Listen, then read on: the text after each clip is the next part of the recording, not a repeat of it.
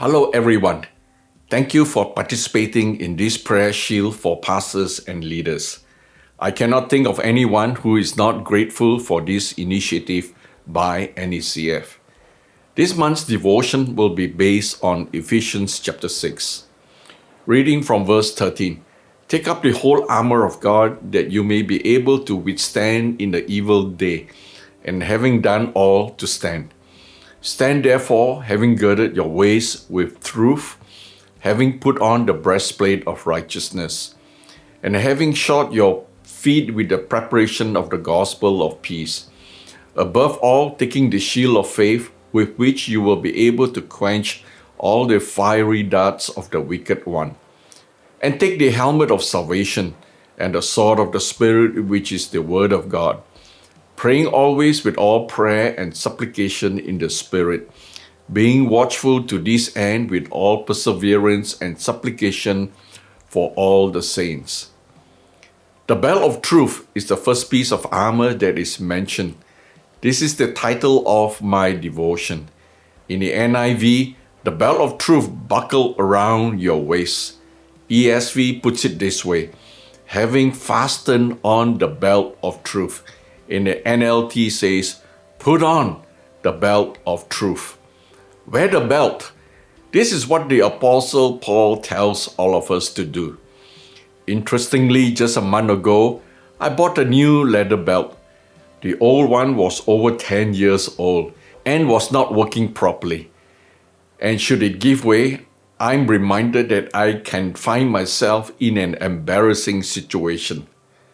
The Bible tells us if we want to withstand in the evil day, we must put on the belt of truth. Have it fastened.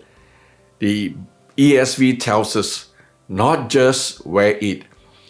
I want to suggest 3 things for pastors, leaders, and members of the church. Number 1, be grounded in the Word. I was blessed in that when I first became born again in 1969, 54 years ago, I was always encouraged to dig into the Word. Let us not forget the Word is not just a belt of truth, but it is also the sword of the Spirit. We see this in verse 17.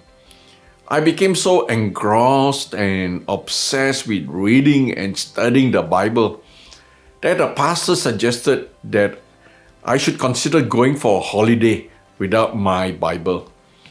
Obviously, that is not such a good advice.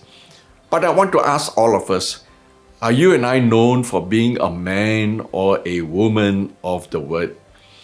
Today, we have many types of leadership: charismatic leadership, CEO leadership, servant leadership, and so on. But what about biblical leadership? Strong leadership based on the Word of God. Number 2, love the Word. Like a man in a covenant relationship, we can be loyal and faithful, but we know somehow love is missing. The church in Ephesus in Revelations 2 left her first love. The church in Laodicea, Revelations 3, is lukewarm. She is described as neither cold nor hot. This happens when there is no love. It has been neglected. The church today is easily distracted. We are no longer passionate about the kingdom because love is missing. Consequently, we become carnal, sensual, and lifeless. One clear symptom of a loveless or lukewarm church is this: there is no love for the Word in that church. I love visiting churches where the pastor sometimes asks the people to stand up when they read the Word. They honor the Word, they respect the Word, they take the Word of God seriously. More than half the church has to be reminded to read their Bible daily. More than 80% of the church don't study the Bible on their own. Their only diet or intake is from Sunday sermons. And some Sunday sermons are becoming more and more frighteningly short. Lastly, obey the word. This is the plumb line of God. How do we practically honor and respect the word? We do so by obeying the word. This means applying it. God is precise. He measures. In the Old Testament, the prophet Amos tells us this. Behold, the Lord stood on the wall, made with a plumb line, and with a plumb line in his hand.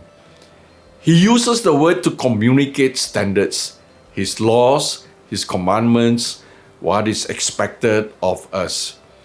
In these last days, far too many are diluting the gospel. Many are losing their moral compass because the magnetic field of the word is missing. Unequally yoked relationships are not discouraged because we no longer lean on the word of God. We allow believers who are not grounded in the word to become leaders in the church because we can no longer discern the difference between building the house on sand and building the house on the rock. In the last days, when Christ finally returns, he defeats the final enemy, the beast and his armies. He is seated on a white horse, and we are told his name is called the Word of God. We see this in Revelations 19. His name is called the Word of God. Dare we go to battle without the Word? Dare we believe that we can survive the last days without the Word? We cannot deny we are in the midst of a fierce spiritual battle in our homes, in our churches, and in our nation.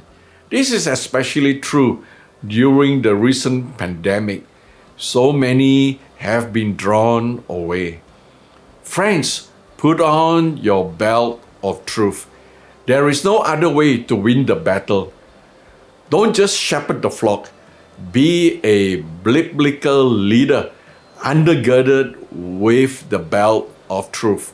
Once again, Jesus, when he returns as the Word of God to establish his kingdom. We must wield the sword of the Spirit, verse 17. His word. The sword of the Spirit, his word, and wear the belt of truth.